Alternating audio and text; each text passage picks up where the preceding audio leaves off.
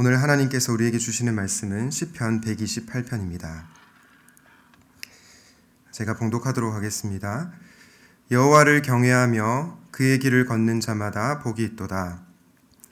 내가 내 손이 수고한 대로 먹을 것이라. 내가 복되고 형통하리로다.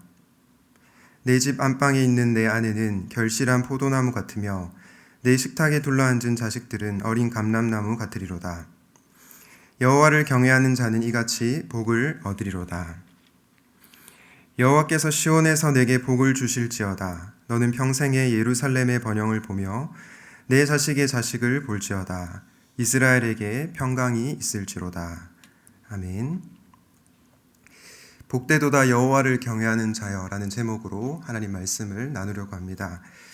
지난 주일 복 있는 사람 큐티 본문이었던 시편 128편을 묵상하는 가운데 성도님들과 이 말씀을 나누면 좋겠다는 생각이 들었습니다. 오늘 본문은 하나님께서 그분을 경외하는 백성들에게 복을 주시겠다고 말씀하고 있는 본문입니다. 오늘 본론으로 들어가기 전에 경외라고 하는 단어에 대해서 한번 생각해 보려고 합니다. 여러분, 경외는 무슨 뜻입니까? 이 경외라는 단어에는 두려움이라는 뜻도 있고 존경함이라는 뜻도 있습니다. 따라서 하나님을 경외한다고 하는 것은 하나님을 두려워하는 것이고 하나님을 존경한다는 것입니다. 그런데 저는 이 두려움과 존경이 경외라는 단어의 의미를 다 담아내지 못하는 것 같은 그런 생각이 들었습니다. 경외라는 단어를 묵상하는 가운데 담임 목사님께서 자주 사용하시는 표현이 떠올랐습니다. 바로 묵직하게라는 표현입니다. 여러분, 경외가 무엇입니까? 하나님을 묵직하게 생각하는 것입니다. 하나님을 무겁게 여기고 살아가는 것이 바로 경외입니다. 주 안에서 사랑하는 성도 여러분, 우리가 믿는 하나님은 어떤 분이십니까? 그분은 결코 우리가 가볍게 여길 분이 아니십니다. 그분은 너무나 무거우시고 또 우리가 존경해야 될, 경배해야 할 그러한 분이십니다. 그분의 무게는 잴 수 없을 만큼 묵직합니다. 지난주의 설교 말씀처럼 우리가 믿는 분은 우주보다도 크신, 정말로 위대하신 무거운 하나님이십니다. 그런 하나님을 우리가 알 때 우리는 그분을 경배하게 될 것입니다. 그리고 그분께 영광을 돌리는 삶이 가장 귀한 삶이라는 것을 알게 될 것입니다. 여러분들은 하나님을 정말로 묵직하게 여기고 계십니까? 내 삶에 있어서 가장 귀한 분으로 모시고 살아가고 있습니까? 그리고 그분께 영광을 돌리고 있습니까? 만약 그렇다면 여러분은 하나님을 경외하는 자들입니다.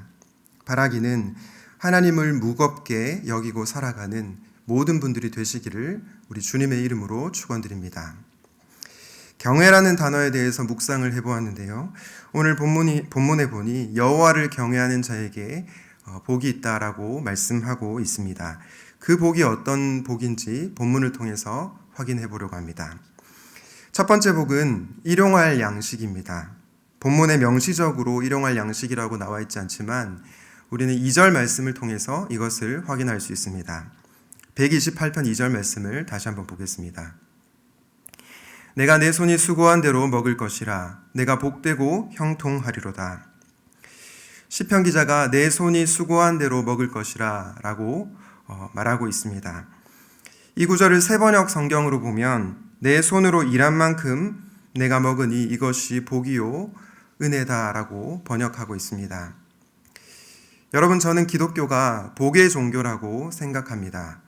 어떤 그리스도인들은 이 복이라는 말만 들어도 질색을 하며 기독교는 복의 종교가 아니다. 기독교는 자기를 부인하는 종교다라고 말하는 분들이 있습니다. 그런데 저는 이것이 성경적인 주장이 아니라고 생각합니다. 기독교는 복의 종교가 맞습니다. 왜냐하면 성경이 분명히 복에 대해서 말씀하고 있기 때문입니다.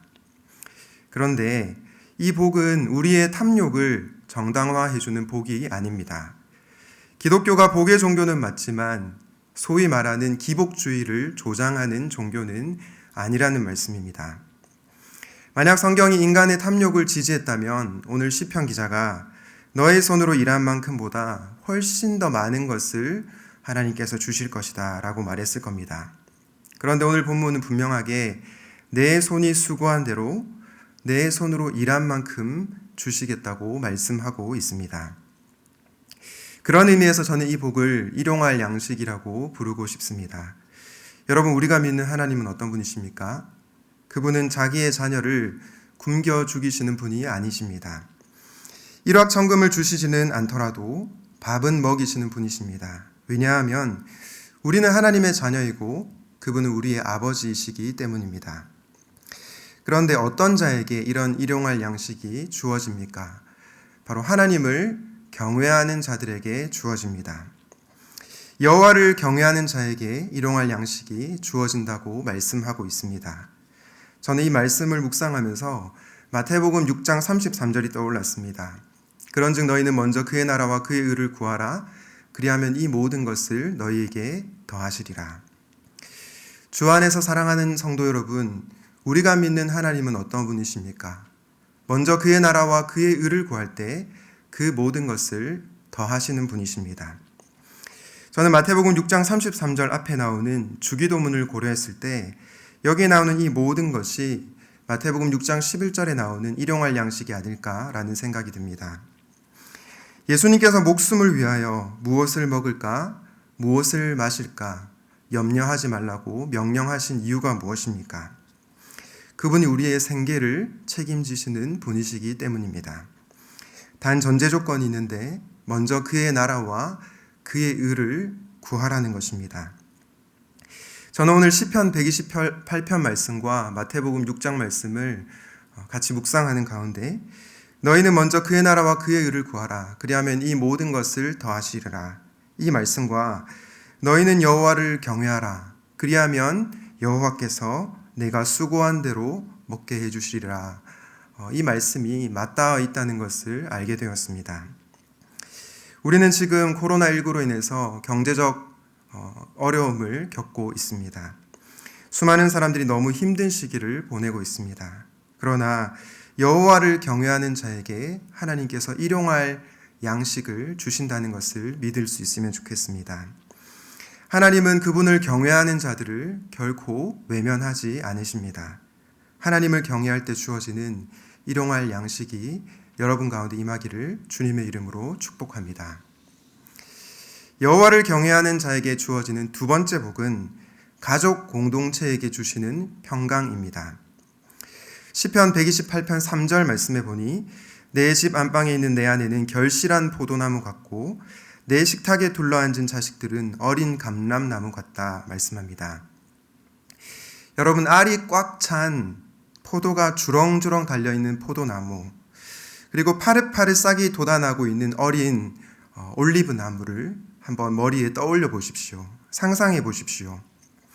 상상만 해도 기분이 좋지 않습니까? 얼마나 풍요롭고 또 아름답습니까?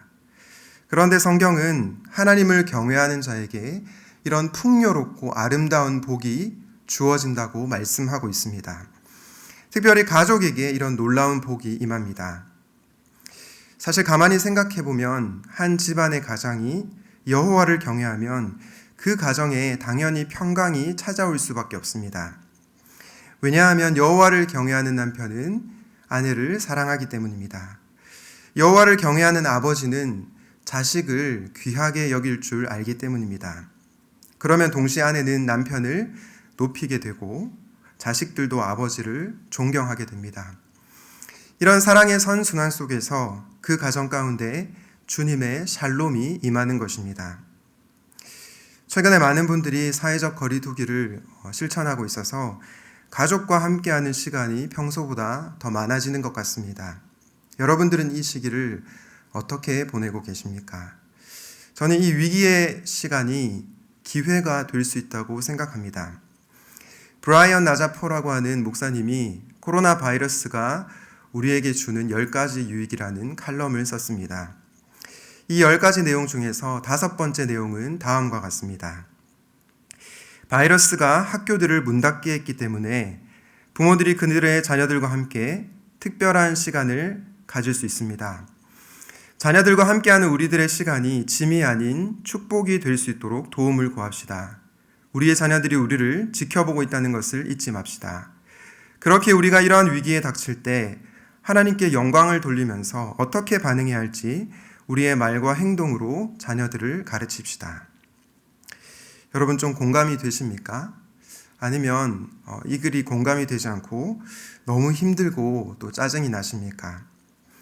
사실 우리가 겪고 있는 이 시기가 너무 쉽지 않기에 때로는 짜증도 나고 또 때로는 화도 나고 답답함도 느껴질 것입니다. 집안에만 갇혀 있는 것이 너무 힘들 것입니다. 학교에 가지 못하는 아이들도 힘들고 그 아이들을 돌보는 부모님들도 굉장히 쉽지 않은 삶을 살고 있을 거라고 생각이 듭니다. 하지만 방금 제가 인용한 이 글처럼 위기의 순간을 기회로 삼으면 좋겠습니다. 배우자끼리 그동안 나누지 못했던 진중한 대화들을 나눠볼 수 있으면 좋겠습니다.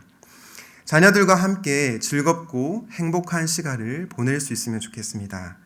그럴 때 하나님께서 각 가정 가운데 이전에 경험하지 못했던 놀라운 평강을 허락해 주실 거라고 믿습니다. 첫 번째 평강이 문자 그대로 육신의 가족에게 주어지는 평강이었다면 두 번째 평강은 영적 가족 공동체인 교회에게 주시는 평강입니다. 시편 128편 5절과 6절을 다시 한번 보겠습니다. 여호와께서 시온에서 내게 복을 주실지어다. 너는 평생에 예루살렘의 번영을 보며 내 자식의 자식을 볼지어다. 이스라엘에게 평강이 있을지로다. 여러분 5절에 나오는 시온은 어떤 장소입니까? 바로 하나님의 성전이 있는 곳입니다. 하나님을 예배하는 곳입니다. 그래서 이런 맥락에서 저는 이 시온을 교회로 볼 수 있다고 생각합니다. 박윤선 목사님이라고 하는 분은 이 구절을 해석하면서 교회에 임한 축복 때문에 각 개인에게 복이 임한다라고 말씀했습니다. 그리고 각 성도는 교회가 하나님께 복을 받도록 기도해야 된다라고 얘기를 했습니다. 여러분들은 하나님께서 교회 안에 있을 때 주어지는 복을 믿으십니까? 개인적으로 복받는 것을 넘어서 교회 공동체 가운데 하나님께서 평강의 복을 주신다는 것을 믿으십니까? 저는 오늘날 교회가 비판을 받고 있는 이 시점에 교회가 하나님의 축복을 경험하고 그 복을 세상 가운데 흘려보내는 공동체가 되게 달라고 간절히 기도해야 된다고 생각합니다. 왜냐하면 하나님께서 교회를 이 세상의 빛과 소금으로 부르셨기 때문입니다. 교회인 우리는 세상과 소통해야 하고 세상을 변혁해 나가야 합니다. 우리는 단지 내 가정만 복받는 것을 넘어서 영적 가족 공동체인 교회가 평강의 복을 받게 해달라고 기도해야 되는 것입니다.